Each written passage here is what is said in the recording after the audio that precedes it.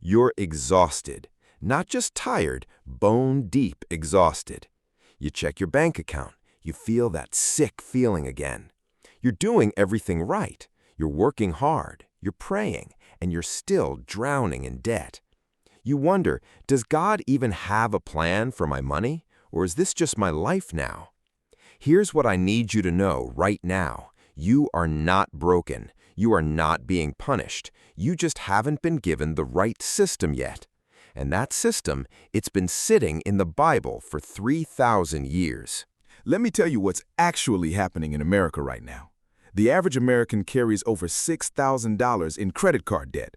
Nearly 60% of Americans live paycheck to paycheck. And here's the one that hit me hard. 70% of Christians say financial stress is the #1 source of anxiety in their life. Not doubt, not family problems, money. You know what that feels like. That moment when a bill comes and your stomach drops. When you avoid checking your account because you already know. When you smile at church on Sunday, but you're terrified by Monday. Most people think debt is a math problem. It's not. It's a system problem. Nobody taught you the rules. Not your parents, not your school, not even your church most likely. And every day you stay in that cycle, it costs you more than money. It costs you your peace, your marriage, your sleep, your faith. But what if Solomon, one of the wealthiest men who ever lived, already wrote the solution? What if the book of Proverbs is not just poetry? What if it's a hidden financial operating system? By the end of this video, you will have 7 proven money rules straight from Proverbs. Not theories, not fluff. Real steps you can take tomorrow morning. These are ancient principles that unlock a completely different relationship with money. We're going to treat the Bible like a life system, not a Sunday sermon.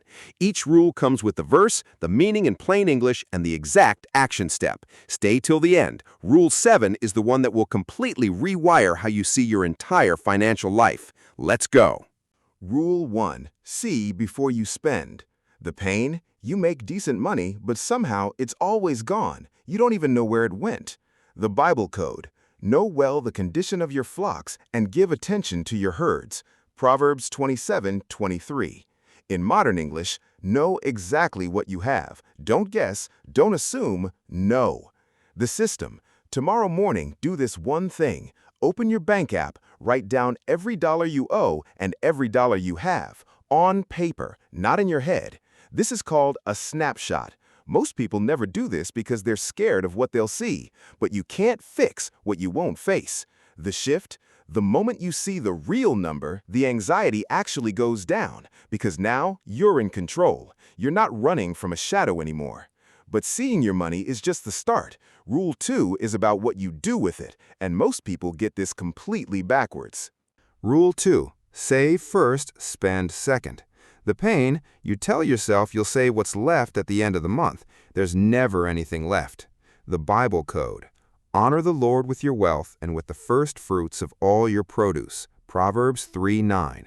First fruits means first, not last, not leftovers, first.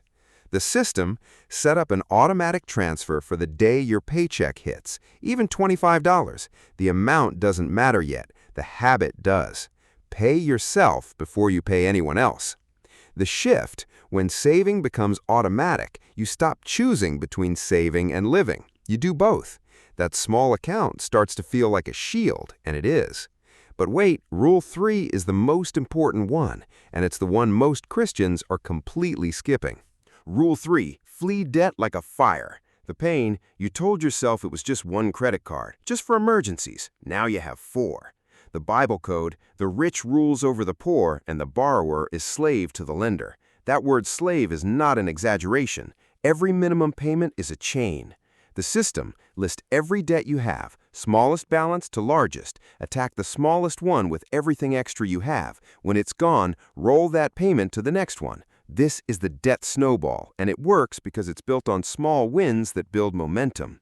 The shift, the first debt you kill changes something in your spirit. You realize you can actually do this. That's not just financial progress, that's your confidence coming back.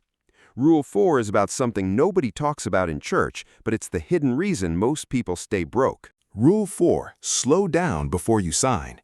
The pain? You got excited. You signed up. Now you're locked into payments you can't afford. The Bible code? The plans of the diligent lead to profit as surely as haste leads to poverty. Proverbs 21:5. Haste leads to poverty. Those 4 words just saved you thousands. The system: create a 48-hour rule. Any purchase over $100, you wait 48 hours, no exceptions. Write it down and come back to it. If you still want and can actually afford it, then buy it. The shift: most impulse spending evaporates in 48 hours. That feeling of "I need this now" is a lie. And when you stop feeding that lie, your account grows. Stay with me. Rule 5 is about the people in your life, and it might be the most uncomfortable truth in this entire video. Rule 5, guard who you listen to. The pain: you took financial advice from someone who doesn't have their own finances together. The Bible code: walk with the wise and become wise. Associate with fools and get in trouble. Proverbs 13:20. Your financial life will average the 5 people you talk to most. That's not spiritual. That's just reality. The system: find one person who is actually winning financially. Listen to them. Follow people online who teach biblical money principles. Read one book on personal finance this month. Invest in your own financial education before you invest in anything else. The shift: your thinking changes when your inputs change. New conversations unlock new possibilities you couldn't see before. Rule 6 will surprise you. Most people think it has nothing to do with debt. It has everything to do with it. Rule 6. Give your way out. The pain: giving feels impossible when you have nothing. You feel guilty at church, you feel like a hypocrite. The Bible code: one person gives freely, yet gains even more. Another withholds unduly, but comes to poverty. Proverbs 11:24.